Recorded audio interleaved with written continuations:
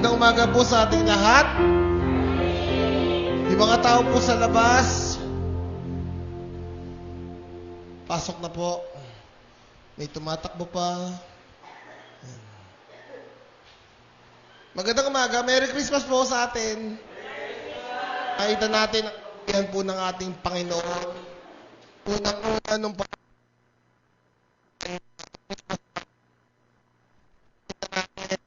tayo masyado nag-games kasi puro raffle. Nakita natin at ng mga tao pong ginamit ng Diyos upang tayo po ay mapagpala in a little way or in a big way. Alam ko ang mga bagay-bagay po na yan ay nakatulong po sa atin. Amen po ba? Nagtataka lang po ako, bakit po Paskong-Pasko, ba't po ang lulungkot ng mga mukha po ninyo?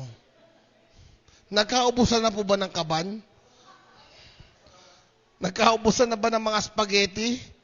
Sino pang may salad? May salad pa. Marami pa. O sino pang may spaghetti? Naluto. Hindi pa luto. O yung spaghetti pack. Amen? Di ba nakita natin, God is so good. At hindi po kailanman magbabago yun. Hindi kailanman magbabago po ang pag-ibig po ng ating Panginoon sa atin. Bago po tayo magsimula, ako po lagi nyo pong naaalala na ako po yung nagpapaikot. For 2 minutes, kumuha po kayo ulit ng makakakwentuhan nyo sa saglit na ito pong katanungan na to. Ano? Ikot po kayo. Ano ang mga bagay na gusto mong baguhin sa sarili mo this 2026? Pangalawang tanong, paano mo to sisimulan? Okay? 2 minutes. Pag matatanda po, lapitan nyo na lang. Huwag nyo po silang paikutin. Kumausap po kayo ng sinong gusto nyo targetin. Sige, tumingin muna kayo sa likod kung sinong gusto nyo targetin. Ang unang tanong natin, ano ang mga bagay na gusto nyo baguhin this 2026? At ano po, paano nyo po ito sisimulan? Okay, timer starts now.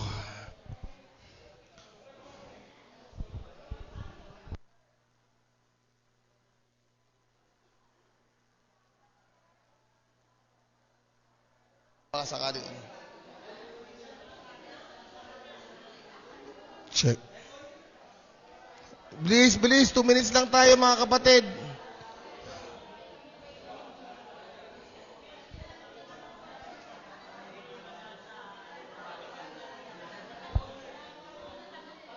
Ano yung mga bagay na gusto mong baguhin this 2026? At paano mo sisimulan? Go, go, go!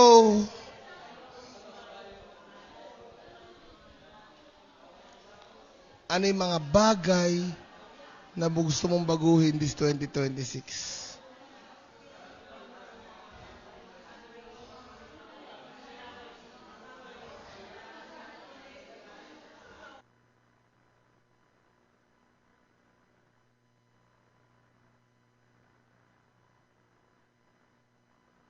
Last 1 minute po tayo. Last 1 minute.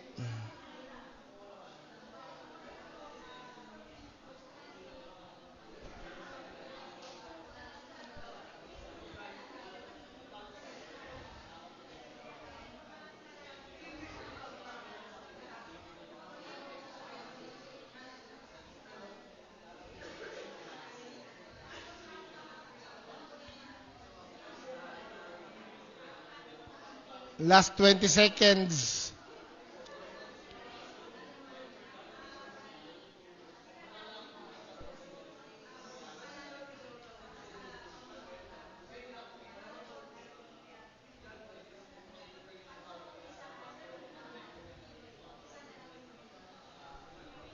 Alright. Sige po.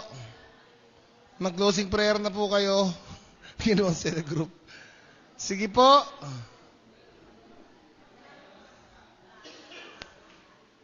Salamat po sa pakikipag-usap sa isa't isa.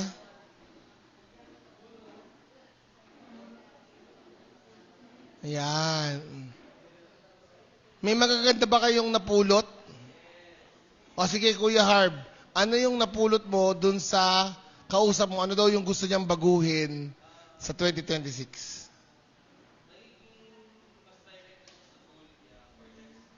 Okay. Spiritual life. Amen. Kailan, paano daw niya sisimulan?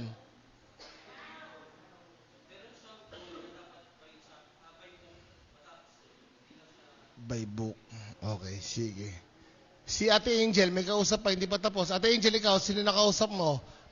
Ano daw ang goal niya this 2026? Ha? Ano? Okay. Tapos paano daw niya sisimulan? Amen. Si Tatay Lambert, Tatay, sino nakausap mo, Tay? Sino nakausap mo?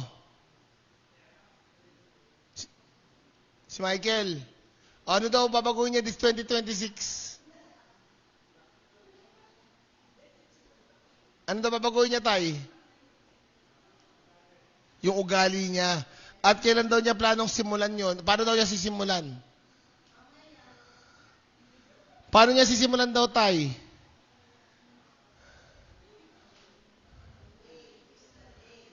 Hindi ka ata niya pinakinggan, King eh. Paano daw niya sisimulan, Tay? Amen. Sisimulan sa pagbabago. Si Ate Princess.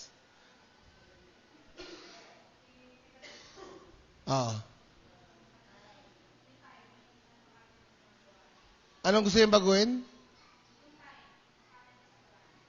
Time para sa gawain. Okay? Paano daw niya sisimulan gawin yun? Prayer. Amen. Lahat tayo, mga kapatid, lahat po tayo, mayroon tayong ninanais na pagbabago. Ito nga yung point, sa totoo lang mga kapatid, ito yung point ng buhay natin.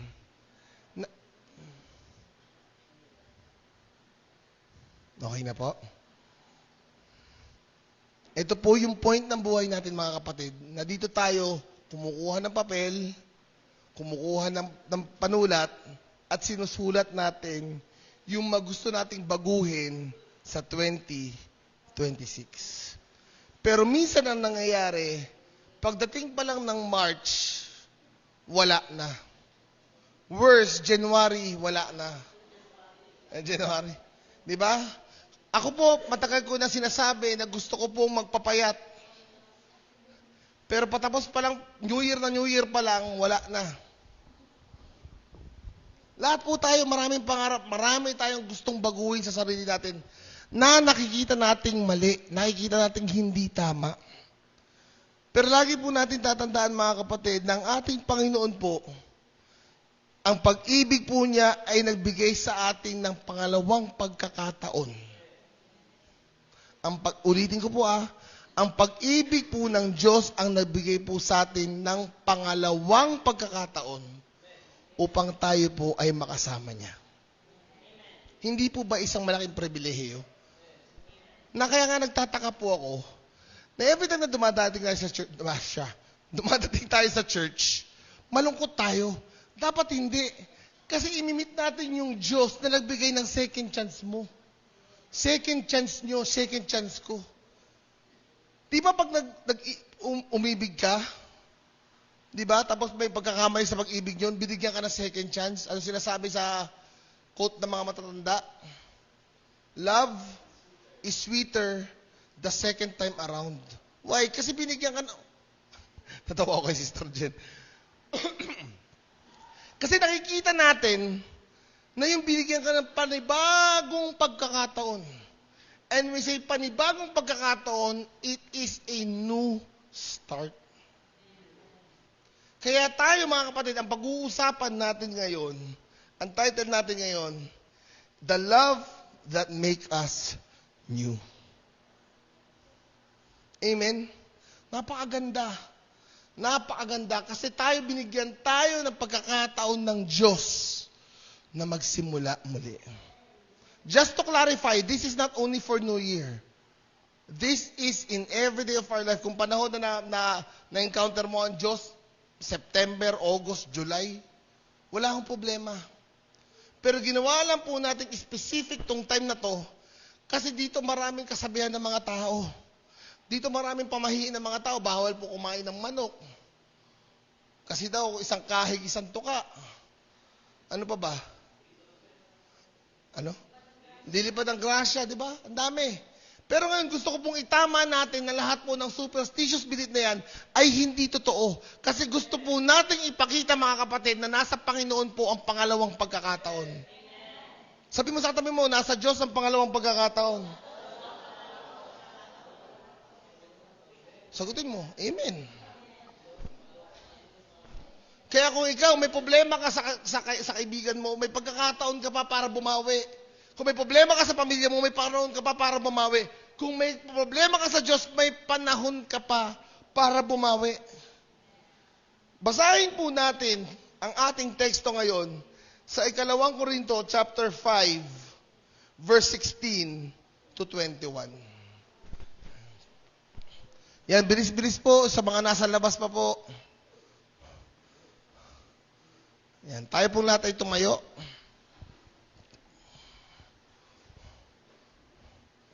Ayan. Sige po, sabay-sabay po nating basahin. Go!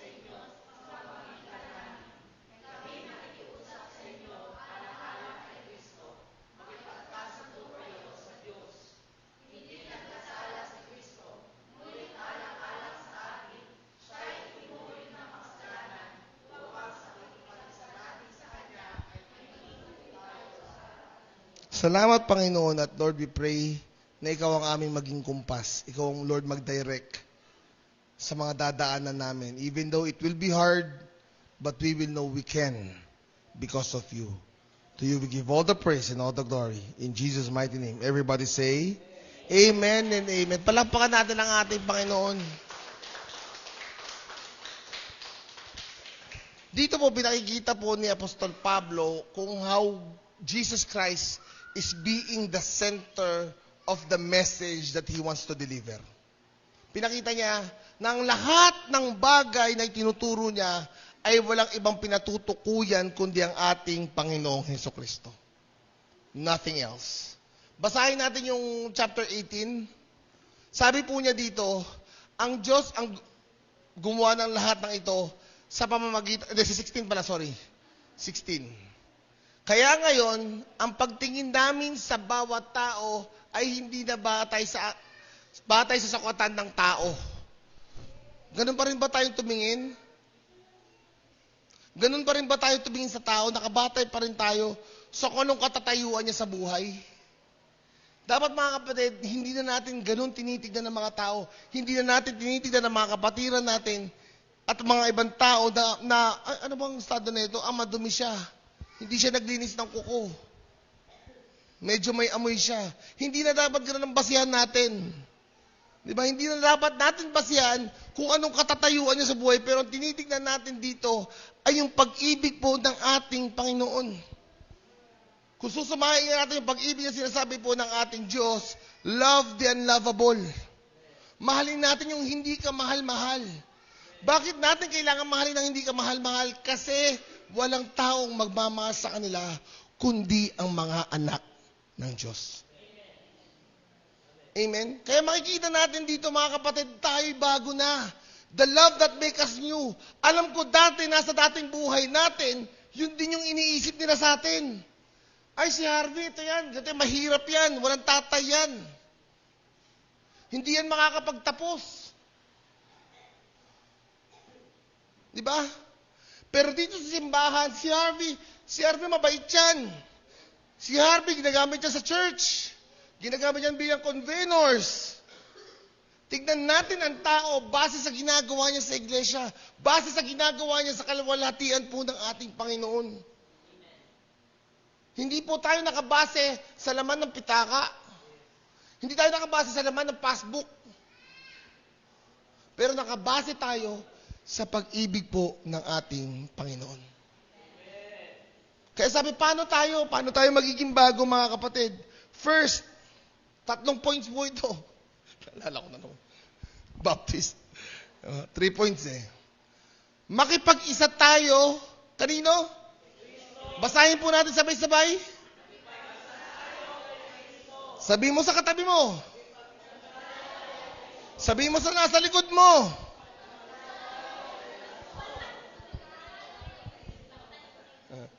Makipag-isa po tayo kay Kristo. That's the first pamantayan natin. Ano po sinabi sa John 3:16, mga kapatid?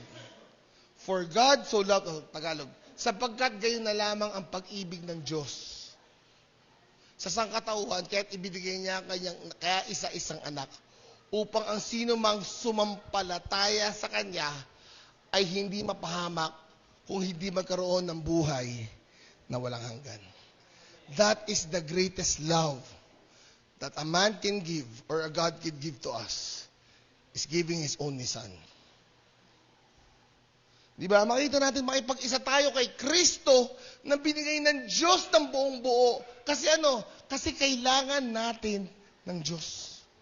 Kailangan natin ang dugo ng isang Mesiyas na walang bahid. Bakit si Jesus Christ? Kasi ang ating Panginoong Diyos ay walang kasalanan. Sinabi nga, di ba sa dulo? Sabi sa dulong part kanina, si Jesus Christ yung nag-anyong kasalanan na imbis na ikaw at ako, tayo ay niligtas ng Diyos at siya yung nag-anyong kasalanan at siya po yung hinang sa cross. Kaya sabi natin, kailangan po nating makapag-isa kay Kristo. Hindi po pwedeng tayo maging bagong nilalang at kung gusto natin maging bago tayong nilalang, kailangan nating makipag-isa sa Diyos. That's why our first topic in our discipleship is the Bible.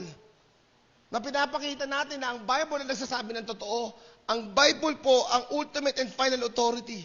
Pag sinabi ng Biblia, ito po ay isang bagay na paniniwalaan po natin.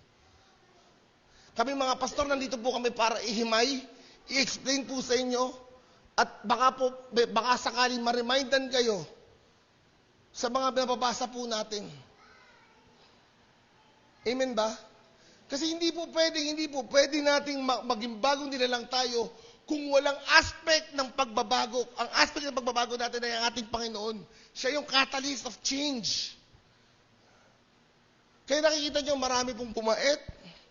Yung mga dating mga mamamatay tao, nakita nyo sa kulungan, naging okay na sila. Is it because nakulong sila? Hindi. It is because of the work of our Lord Jesus Christ. Ang isang taong na medyo nahanga ako sa ganyan, si Fanny Serrano. Fanny Serrano, di ba, ano yun, alam niyo naman na makeup artist, LGBTQ. Pero once he received the Lord Jesus Christ, nagbago po siya. Sabi ko kay Tito Peng, Christian na pala siya kaya siya nagbago. Hindi, tinanggap niya ang ating Panginoon. Remember that we are not offering here religion. We are offering here is relation to our Lord Jesus Christ. Wala pong pinapalitang religion dito. Ang binibigay po namin sa inyo ay relasyon sa ating Panginoon. Kaya sabi, kailangan po nating makipag-isa kay Kristo. Kailangan natin makipag-isa kay Kristo. Pag tayo ay nakipag-isa kay Kristo, dapat, number 1, dapat ay buong buo. Hindi pwedeng kalahati lang. Lord, itong kaliwang katawan ko sa iyo, itong kanang bahagi ko kung saan man. O itong pantaas ko sa iba, ang baba sa iyo. Hindi po pwedeng ganun. Dapat pag tayo po ay nakay Kristo, buong buo. As a whole. Pag sinabi natin buong buo, hindi ka paligoy-ligoy. Kung nasa Panginoon ka ngayon, tapos sa pag-uwi mo sa bahay, nagsascatter ka, nagsusugal ka, Kalahati na yon. Dito, panayang worship mo sa ating Lord. Pag uwi mo sa bahay, panayang mura mo. Di ba? On fire ka sa church, paglabas mo, on fire ka din. Di ba? Pagdating sa church, you are drunk by the Holy Spirit. Pagdating sa labas, you are drunk by wine. Hindi po pwedeng ganun, kapatid. Dapat kung nakipag-isa po tayo kay Kristo, tayo po ay buong buo. Sabihin nyo nga, buong buo. Kayo ba pag binigyan kayo ng pensyon, sa mga nagpe-pensyon, taas ang kamay ng mga nagpe-pensyon. Pensyon na. Magkano ba, hindi ko tatanungin. Kung ang pensyon ni Mami Karing is 10K, tapos binigyan si Mami Karing lamang ng 2K, mag-aalma kaya si Mami? Siyempre, 8,000 yun. Kasi hindi buo ang binigay. Di ba? Kahit sabihin nilang, ano yan, pang Lamborghini ni sister. Hindi ka papayag kasi kailangan mo ng buo. And everything, mga kapatid, pag tayo po ay lumalakad at tayo po ay namumuhay ayon po sa ating Panginoon, buong buo po ang kailangan nating ibigay sa ating Lord. Kahit po ngayon, may nagme-message, may nagdadaldalan, hindi na po yan buong buo, kalahati na po yan. Kasi may nakikinig, may nagsasalita, yung kabilang tenga nakikinig sa kabila. Diba? So dapat pag nagme-message, makikinig ka ng buong buo. Ganun mo papakita sa ating Panginoon. Yung gusto mo makipag-isa sa Kanya. Pangalawa, dapat sa lahat ng panahon. Amen ba tayo? Kasi nauuso yung salitang, wag mo nang pagalitan, Pasko naman. Wag mo nang pagalitan, New Year naman. Birthday naman niya. Lagi po tayo nagkakaroon ng ganyang aspeto na birthday naman niya. Bakit kailangan nating isacrifice yung testimony natin dahil lang sa isang event? Yung pinaghirapan mo ng testimony mo sa loob ng isang buong taon, sisirain mo lang sa loob ng iisang event. May nagtanong sa akin si Ail kagabi, Daddy, masama ba ang pag-iinom? Sabi sa akin ni Ail. Sabi ko, depende. Depende sa kung anong layunin mo. Depende sa kung anong perspektibo mo. Kung ikaw ay iinom at may mga taong matatalisod sa pag-inom mo, huwag ka nang uminom. Ano ibig sabihin? Si Sister Jenny, nakita natin bigla uminom. Isang bote ng red wine. Isang bote ng Red Horse. Nakita, si Sister Jenny, di ba taga-Living in Light yan? Ba't ganun pinapayagan sila mag-inom? Tandaan ninyo, ang mga taong nangungutya, sila din yung gumagawa ng ganun.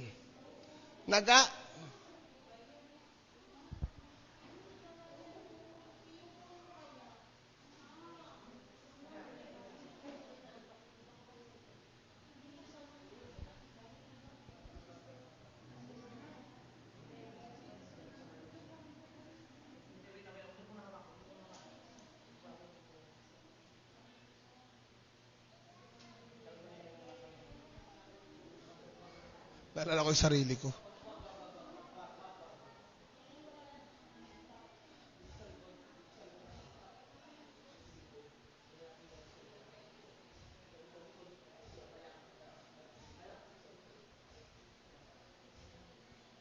Wala siyang lakas. Wala siyang lakas. Wala siyang lakas.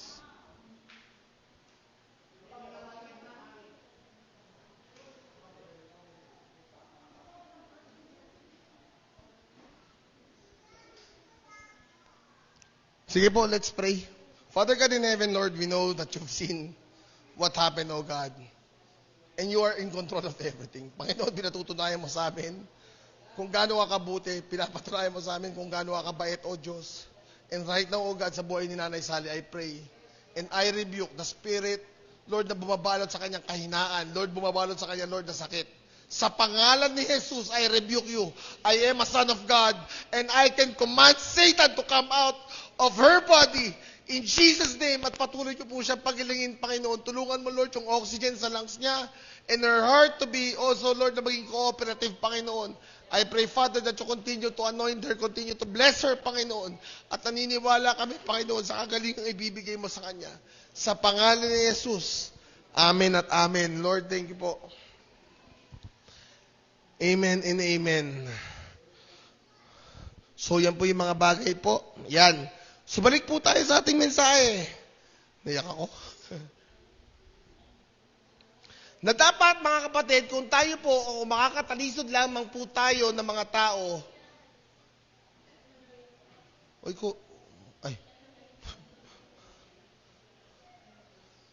Sige, hintayin lang natin ng konti.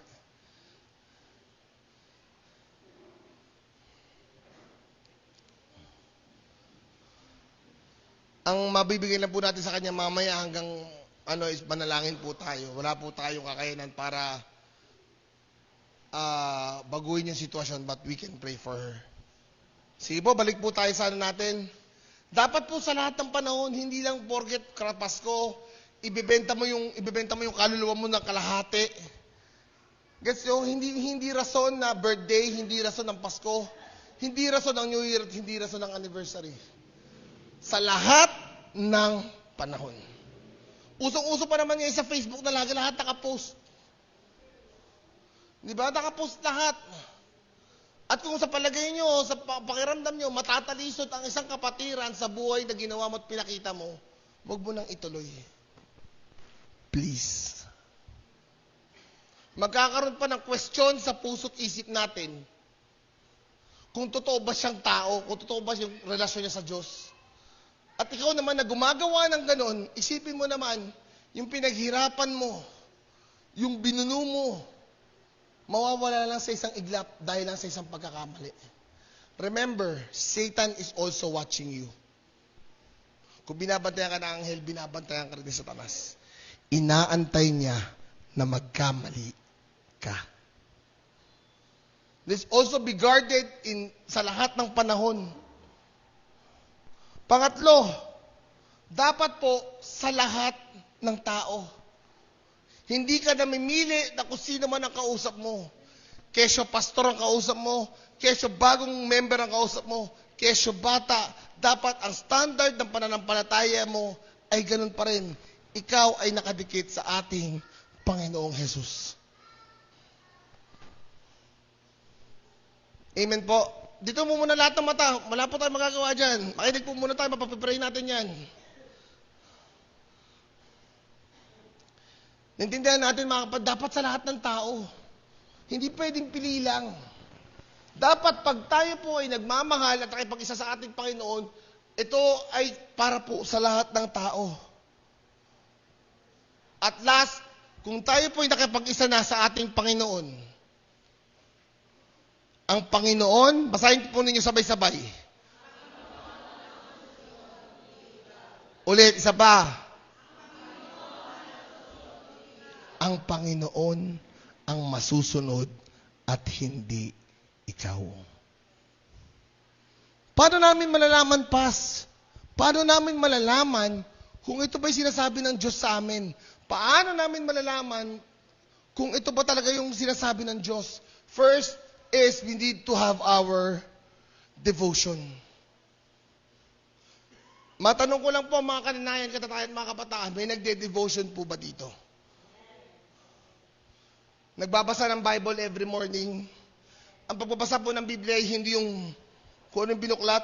Lord, ano po yung sinasabi niyo ngayong araw sa akin? Pagbuklat mo. Dukutin mo ang iyong mata kung ito'y nagkakasala. Ay, sinabi ng Lord, dukutin ko daw yung mata ko. Hindi ganon. We should plan our reading of our Bible. Nakaplano yan. Babasahin ko ngayon is Romans. Babasahin ko ngayon is Psalms. Ang babasahin ko ngayon ito. Then after having devotion, the next thing that you will do is you will pray. Meron dito bang meron ba taong mga tao dito na nalilimutan na rin mag-pray? Marami po dito mga kapatid, sa totoo lang, napapansin natin na umaattend po sa church natin, pero parang hindi po nabubuhay sa kanila ang pananalangin. Diba?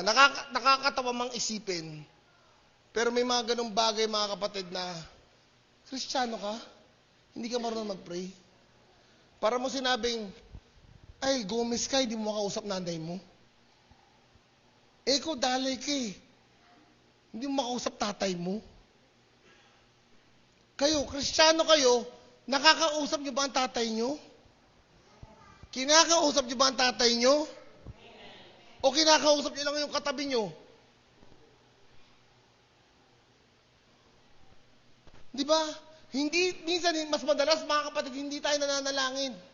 Kaya paano tayo magkakaroon ng panibagong buhay, ng bagong buhay, kung hindi po tayo marunong makipag-isa sa ating Panginoon? Pag nakita niyo po itong notes ko dito, sabi ko, ang nilagay ko po dito, don't hold back. It is for them. Kasi sa totoo lang mga kapatid, itong mensahe ngayon, medyo masakit. Pero kailangan natin maging firm sa paniniwala at pananampalataya natin kasi ito po talaga yung tama. Amen po. Kasi kung hindi po natin isa sa pamuhay ang pagiging buhay natin sa ating Panginoon, wala pong pagbabagong mangyayari. Amen? Simpleng bagay yung kay Nanay Sally. Diba? Nandun yung attention natin lahat ngayon. Let's focus first mga kapatid sa mensahe po ng ating Diyos. Alam ko po may nararamdaman si Nanay Sally, pagpapanalangin, kaya po natin siya pinalangin. Kasi yun lang po yung best way na mabibigay po natin sa kanila. Naalala nyo nung nagano rin ako dito? Yung parang drama-drama ba? Nagsuka? O, di ba? Ang mabibigay nyo lang sa akin na tulong is prayer.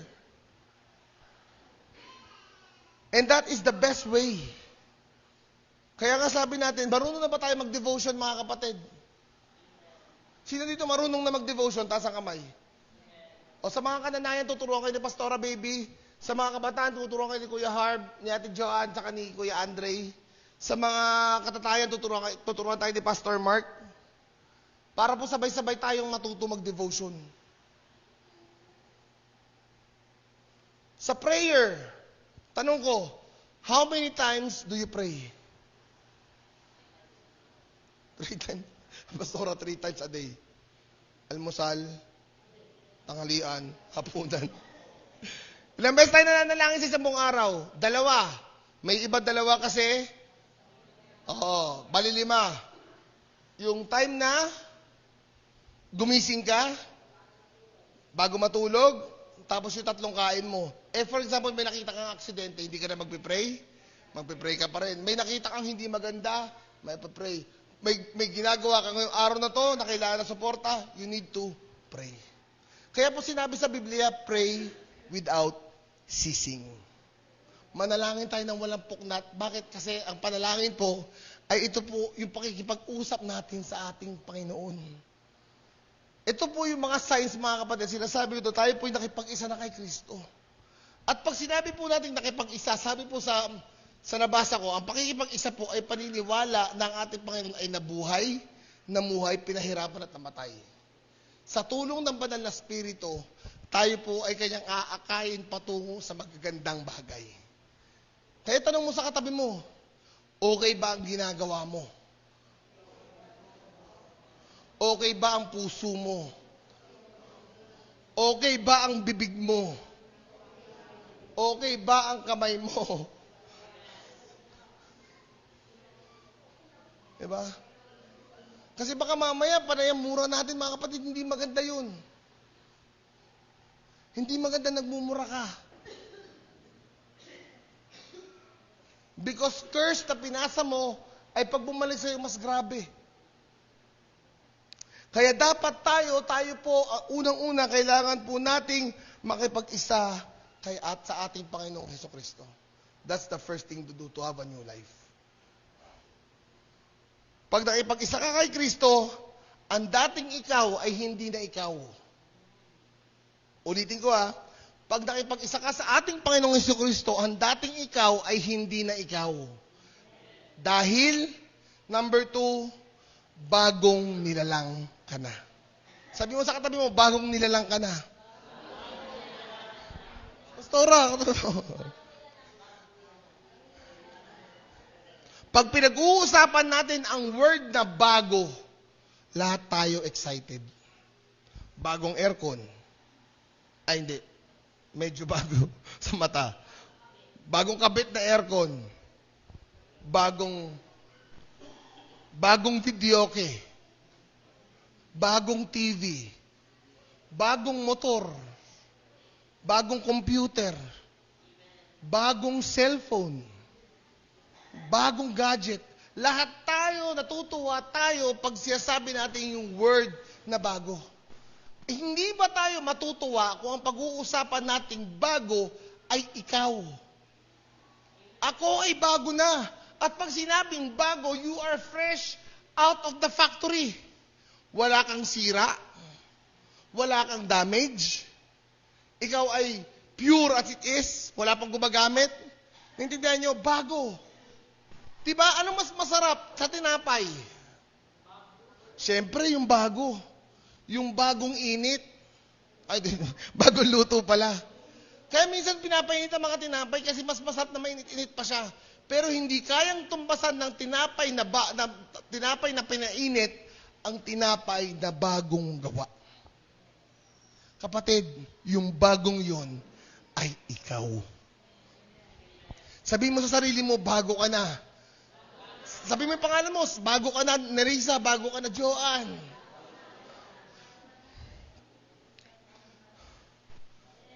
We are claiming, totoo yung sinasabi ni Pastor, hanggat hindi natin kiniklaim sa sarili natin, wala pong mangyayari. There is power on your words. Kaya hindi mo sinasabing bago ka, check mo muna yung number 1, na kay Kristo ka na ba? Tandaan natin, iba po ang na kay Kristo at iba po ang nakiki-church lang. Madi-differentiate natin ang mga taong totoong nananampalataya sa ating Panginoon at yung mga taong nandito lang. Hindi ko po kayo tinataboy. Pero gusto ko pong ipunto sa inyo, alam po natin kung totoong Kristiyano ka. Kasi di ba, si Dana, si Joanne may boyfriend na. For example lang. Ano una nating tanong? Kristiyano ba yung boyfriend mo? Eh wala. Kristiyano yung pinagpipray niya. Ano? Ako na daw tanong, sino? Next question, Kristiyano ba? Diba? Lahat tayo, we are more focused on our standing in our Lord. Kaya tanungin mo sa katabi mo kung bago na sila. Sasabihin nila bago na sila. At pag sinabi nilang bago sila, wala na ang lumang ikaw o wala na yung hindi magagandang ugali mo. May natitira ka mang hindi masyadong magandang ugali, pero alam mong hihingi ng tawad sa ating Panginoon. Lagi nating tatandaan na no one is perfect. It is only our Lord who is perfect. Gusto nyo maging perfect? Sino gusto dito maging perfect? Kung gusto nyo maging perfect, punta tayo sa langit. Kung gusto nyo maging perfect, sa langit po. Kaya sabi ko nakakaingit sila daddy. Yung mga sila daddy go, yung mga nauna. Pero hindi naman ingit na ingit ako. Baka sabihin nyo, Pastor, ingit na ingit ka na. Gusto mo na sumunod? Diba? Because they've reached perfection. Dahil sa ating Panginoon. Kaya dito, sabi sa atin, na walang anumang ikaw, walang lumang ikaw, o wala na yung hindi magagandang pag-uugali mo. First, matuto kang magmahal. Pag bagong nilalang ka na, wala na yung dating ikaw, hindi na ikaw yung madidiriin, hindi na ikaw yung masyadong sa perspektibo mo na, hindi kami magkalibel niyan. Marunong ka ng mahabag at marunong mo ng mahalin ang mga taong hindi ka mahal-mahal. Tama ba ako? Kaya nga sinasabi ko yung pasukin nyo. Kahit hindi sila naligo, okay lang. Pasukin nyo lang. Tuturuan natin sila kung paano sila magiging tama. Tuturuan natin sila kung paano sila haharap sa tao. At walang taong pwedeng magbigay sa kanila doon. Naniniwala ko tayo bilang mga Kristiyano, yan ang kapakanan natin sa ating Panginoon. Amen ba? Hindi na tayo tipong madidiriin. Nagbigayan nga kami ng, ako kasi dati na ako sa paddle of water na punong-puno ng Yossi. Nadidiri ako. Hindi ko naman siya iinumin. Yung kahit magstay lang ako dun, parang tumitindig talaga balahibo ko. Pero sabi ko, nung namigay po kami ng flyers, wala. Kay Berna, bahala ka. Bigay tayo ng flyers. Tanggalin natin yung mga insecurities natin sa balat. Tanggalin natin yung mga something consciousness natin sa balat. Tandaan natin, pag tayo nasa ating Panginoong Jesucristo, kailangan matuto tayong magmahal. Amen? Sabi mo sa tabi mo, I love you. Madali kay tita. Oh, but may hindi nagsasabi ng I love you? May nakikita ko hindi nagsasabi ng I love you from I love you. Matuto tayong magmahal. Pangalawa, pag bago nilalang ka na, matututo na tayong magpatawad. Which is the hardest thing to do. Forgiving. May mga conflict tayo na minsan hindi natin napapalampas. Pero sino ba namang patawarin mo? Second chance eh. Nasabi ng Panginoon, kung hindi ka marunong magpatawad, hindi na kita patatawarin. Hindi mo nga kayang ibigay yung simpleng pagpapatawad, ikaw hingi ka ng hingi ng tawad sa ating Panginoon. Paano ka patatawarin ng Diyos kung hindi ka marunong magpatawad? Sabihin niyo yan sa mga nangangaroling. Tinuruan kami ng pastor namin nagsabi ng patawad. Sa may bahay, patawad. Hindi, joke lang po. Diba?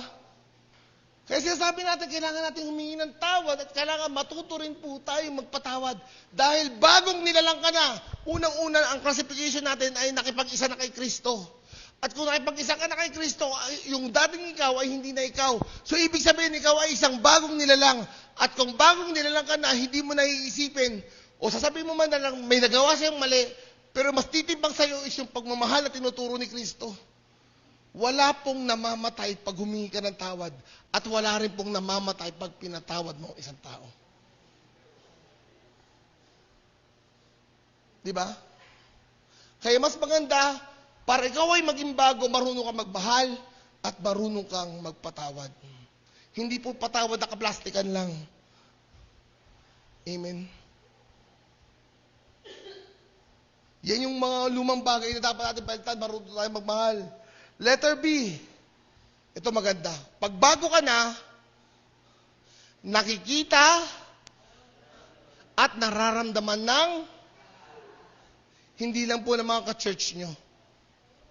Kung sinasabi nilang bagong nilalang ka na kapatid, sinasabi sa'yo ng Diyos, bagong nilalang ka na, dapat yan nakikita ng lahat at nararamdaman ng lahat ng tao. Amen? Kasi yan po yung sinasabi natin, mga kapatid, we live in our testimony. Kaya kung tatanungin niyo ulit ako, tanungin niyo ako, okay lang po ba mag-inom? Kayo na pong sumagot. Dapat nakikita ng lahat ang pagbabago. At kung ikaw ay bago na, hindi mo dudungisan ang magandang ikaw sa isang bote ng gin. Hindi mo dudungisan ang isang ikaw sa chismisan. Hindi mo dudungisan ang isang ikaw dahil hindi ka marunong magmahal at magpatawad. Kapatid, bago ka na.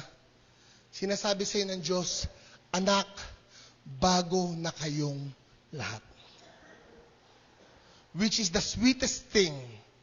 Kasi may ibang tao, mga kapatid, sa totoo lang, gusto nilang patunayan na sila yung taong yun sa paggawa ng masama. Lalaki ako, kaya iinom ako. Diba? Astig ako, kaya dapat di ako masyadong nalalasing. Ano yung sarili ko, di ako masyadong nalalasing. Mali. Sabi nga sa unang part kanina, sa lahat ng panahon, sa lahat ng pagkakataon, at dapat buong buo ka. Kung may nasasaktan man po dito at tinatamaan ka, yan po ay pinapasabi po ng ating Panginoon sa inyo. Hindi po ako yung nagsalita sa Biblia, ang ating Panginoon po. At kung may sinasabi sa iyo, Panginoon, na magpatawad ka, magmahal ka, itigil mo na yung mga dapat mo itigil, gawin nyo na po. Sabi po sa Bible, obedience is better than sacrifice.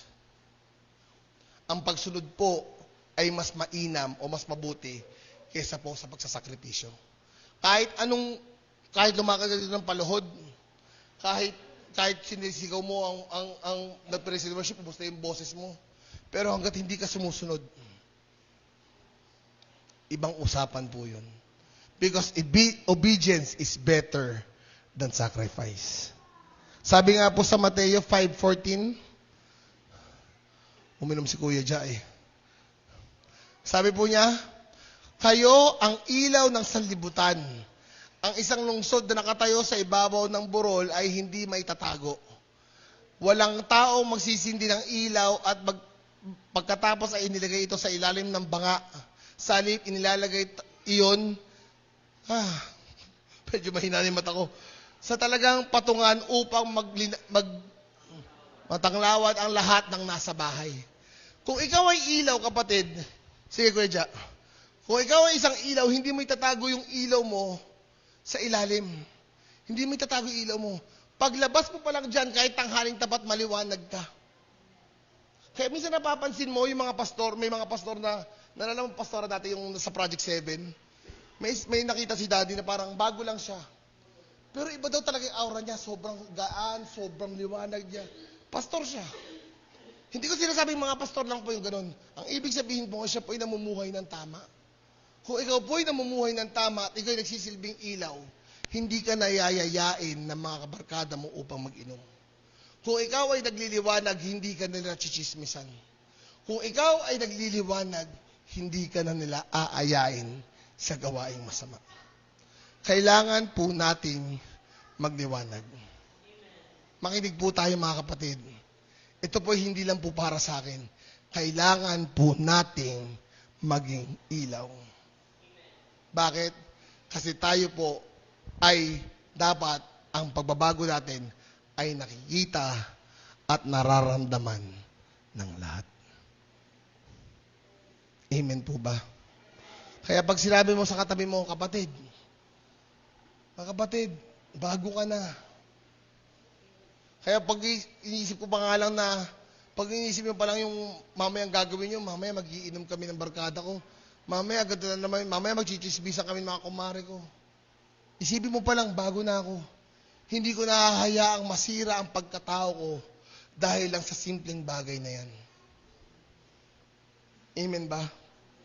Kaya kailangan po natin, bilang ikaw ay bago na, kailangan po nating makipag-isa po sa ating Panginoon. And last, ito yung magandang part, ibinilang kang kaibigan at hindi kaaway ng ating Diyos. Pag sinabi natin kaibigan, ito po ay sabi ko po nga ng ating Panginoon, friends are worth dying for. They treasure friends as real relatives. Tandaan natin mga kapatid, nung unang panahon, tayo po ay mga hintil. Amen? At ang mga Hudyo po, yung mga Israelita. Ang piniling bayan, mga kapatid, ay ang Israel. Sila po yung mga Israelita. At tayo mga hintil, ang sinasabi ng unang contentions sa mga Hudyo, na hindi tayo maliligtas kasi mga Hudyo tayo. But remember, Paul is the apostle of the Gentiles. Ibig sabihin, yung pribileyo, ganun tayo kamahal ng Diyos, yung pribileyo ng bayang pinili at ang pribileyo ng mga hintil ay halos pareho na. O pareho na. Pwede na tayong magkaroon ng kaligtasan, pwede na nating ma-please ang ating Panginoon kahit tayo mga Hudyo. Pag sinasabi po nilang spiritual Israelites po tayo, hindi po totoo yun. There's no such thing as spiritual Israelites. We are Gentiles, but being favored by the one true God. Huwag po tayo maingit sa mga Israelita. Dahil ang pagmamahal po ng ating Panginoon ay para po sa lahat. Para sa iyo, para sa akin, para sa mga kapitbahay nyo, para sa mga kaaway nyo, at para po sa lahat. Kaya po, ang ating Panginoon, hindi niya tayo bilang kaaway. Sa lahat ng nagawa natin, binigyan tayo ng Diyos ng pangalawang pagkakataon upang manumbalik at makapagbagong muli. Isipin mo, may second chance ka. Kapatid, may second chance ka. Iniisip ko nga lang yung nasa death row, yung mga bibitahin na. Siguro iniisip nila kung bigyan lang ako ng pagkakataon, hindi ko na gagawin ulit yung ginawa ko. And remember mga kapatid, hanggang hindi pa tayo nakakilala sa ating Panginoon, nasa death row din tayo. Pero lumabas ang ating Panginoon, dumaan sa harapan natin, Lord, tinatanggap kita bilang Panginoon kita, sali ka na sa death row. Malaya ka na. Ako rin, Lord, tinatanggap kita bilang Panginoon, labas ka na sa death row. Lahat tayo nakapila dyan. But dahil po sa pag-ibig ng ating Panginoon, na binigay niya ang ating Panginoong Hesukristo, hindi lang para sa akin, kundi para sa iyo. Tanong mo nga sa tanong mo, kapatid, nagiging ilaw ka ba dito sa lugar natin? Sige, tanongin nyo.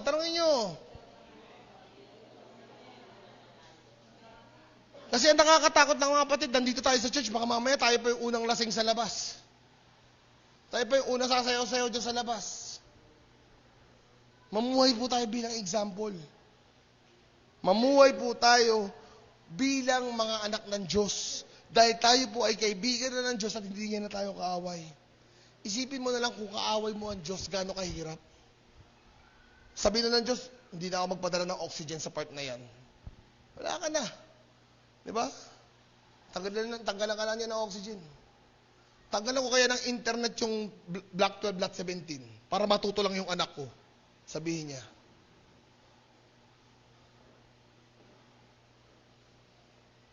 It's not always lagi para sa akin. Huwag tayo maging selfish. Hindi tayo mga tahong, mga shellfish. Huwag tayo maging selfish, mga kapatid. Meron kang pamilya at mga kaibigan na nakapaligid sa iyo na handa ring tulungan ka sa pagbabago mo. Hindi po laging ganun yan. Hindi po laging it's all about myself, it's all about me. Dapat tapos na tayo dyan. Lipas ka na dapat dyan. Dapat tayo po, it's all about our Lord Jesus Christ. Bakit may karapatan ba ang Diyos? Meron. Nagsakripisyo siya. Diba? Pero bukod sa pagsasakripisyo siya, ang una niyang ginawa ay sumunod siya sa ating Diyos Ama. Anong sinunod niya? Bumaba siya, nagpakatao siya, nahirapan siya, pinatay siya, naramdaman niya ang pagiging tao, kapalit ng sakripisyong ginawa niya is para maligtas tayo. Kaya ganun ang second chance po na binibigay sa atin ng ating Panginoon. Ang second chance po na binibigay sa atin ng Panginoon ay walang unending. Kaya po ay pinapakiusap ni Pablo. Sabi po niya dito na tayo po ay maging kaibigan ng Diyos. Ano po sabi niya dito sa verse na to? Sa verse 19? Ay, hindi. Sa verse 20. Verse 20, Kuya Ja. Kaya nga kami mga sugo ni Kristo. Ang Diyos, basahin po natin, ang Diyos mismo ang nakikiusap sa inyo sa pamamagitan namin. Kami nakikiusap sa inyo alang-alang kay Kristong makipagkasundo kayo sa Diyos. Isipin mo, the greater one, the higher one, the all-powerful, siya pa'y lumalapit sa iyo. Pwede nga sabihin ng Diyos, ano ka lang ginawa lang kita, pero hindi ganun. Ginawa kita, anak, pero mahal kita. Ginawa kita, anak, pero ito yung buhay na para sa iyo. Kung gusto mo magbago ang buhay mo, kailangan nating nakadikit sa ating Panginoon. And last, pinakamasarap sa lahat, ginawa tayong matuwid ulit tayo ng ating Diyos. Ginawa ulit tayong matuwid ng Diyos. Kaya kung tinatanong matuwid ka ba? Yes. Hindi dahil sa ganang sarili ko. Matuwid ako dahil sa Panginoong Hesukristo. At kung matuwid ka na, kapatid, behold, everything is new. Lahat ay bago na. Kaya yung dati mong buhay, iwanan mo na. Sabi nga sa verse 20, nakikiusap ako na makipag-isa ka na sa Diyos. Tanggalin mo na yung mga dati mong ginagawa na alam mong mali. Tanggalin mo na yung mga bagay na kailangan mong tanggalin upang makasama kita. Kasi ang Diyos ay banal. Pag ang Diyos ay sinabi niyang tama, ito ay tama. Pag sinabi ng Diyos, ito ay mali, ito ay mali. Kaya kasi Kuya Nante kanina nagtatanong sa akin. So, na-explain naman sa kanya mabuti. Kung kayo po, nagde-devotion kayo, at may katanungan po kayo sa mga Sa mga nababasa po ninyo, pwede po kayo magtanong sa mga kapastoran po ninyo. Kayo po'y malugod namin sasagutin. Amen ba? Kaya dapat lagi, tayo po ay bago na. Sabi mo sa katabi mo ulit, bago ka na kapatid.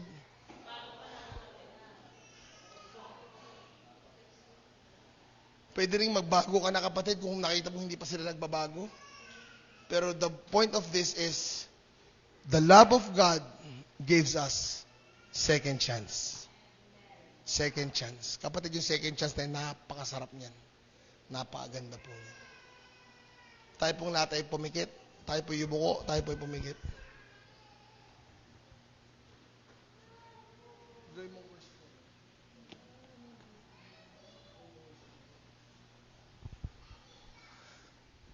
Sa oras na to, kapatid, alam ko marami kang naisulat.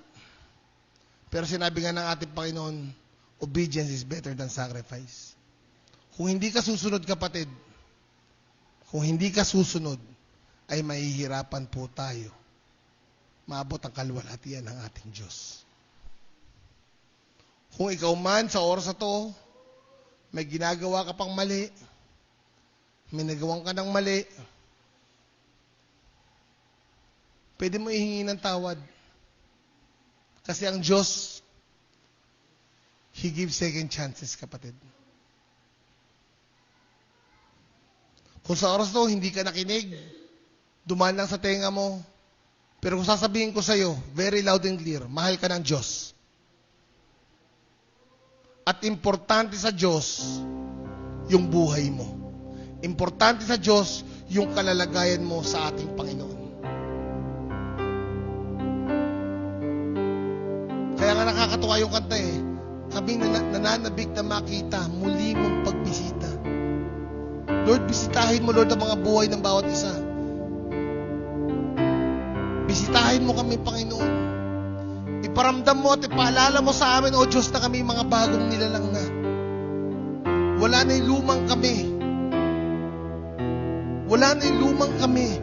Ba't bagkus, Panginoon, kasama, Lord, ang pagtatrabaho, kasama, Lord, ang ginagawa namin sa buhay, ay ang paglilingkod sa iyo. Hindi po namin ipagpapalit, O Diyos, kahit kailan, ang presensya mo. Base po sa perang natatanggap po namin. This 2026, O God, I know that it will be a new year, O God. At nawa, Panginoon, kasama sa panata o kasama, Lord, sa mga gusto mabago na mga kasama namin sa iglesyang ito, is mabago po ang evangelism po namin. Na kami ay maging proud kung sino kami. Kami ay maging proud as we spread the gospel. Hindi po madali, O Diyos, dahil may babaguhin kami. Pero Lord, hindi po imposible. Kaya sa oras na ito, Panginoon, kasama ng iyong mga anghel, tignan mo, Panginoon, ang iyong mga anak na humihingi, Panginoon, ng pangalawang pagkakataon. Lord, sinabi mo nga sa Bible na kahit simple yan ng scarlet, pag humingi ng tawad sa iyo, it will be as white as snow. Wala kaming pwedeng isumbat sa iyo, wala kaming pwedeng irasol sa iyo. Dahil kita mo, Panginoon, ang lahat ng bagay, sa buhay po namin. Kaya, Panginoon, kung sa oras na to, nakita mo na nagpaplano ang kaaway namin upang sirain ang testimony namin, I rebuke you in Jesus' name. In Jesus' name. At kung sakali mang mataliso ng ibang tao dahil sa may mga kasakitan, taas mo kamay mo. Raise your hand. Kung may sakit ka ngayon, taas mo. Kung may ubo ka, kung may sipon ka, kung nilalagnat ka, hindi maganda pakiramdam mo. At this very moment, sickness, you have no right in their body. In Jesus' name. At patuloy po kami naniniwala, Panginoon, na ako ay anak mo. And I have the right to use your name to cast out Satan in their lives. Lord, internal na sakit man yan, pagalingin mo ito sa pangalan mo. It is not my credit, but it is your credit, O Diyos. Kaya Lord, maraming salamat. At kung Meron ba dito mga nanghihina, napapagod na sa buhay Kristiyano? Baka meron na dito mga napapagod. Kung napapagod ka na sa buhay Kristiyano mo, you can stand up and I will pray for you. Pero kung hindi, that's okay. Much better. Meron ba dito napapagod na sa pagiging Kristiyano? Meron ba dito mga napapagod na, yung ayaw na magpatuloy sa pagiging Kristiyano? Salamat sa Panginoon.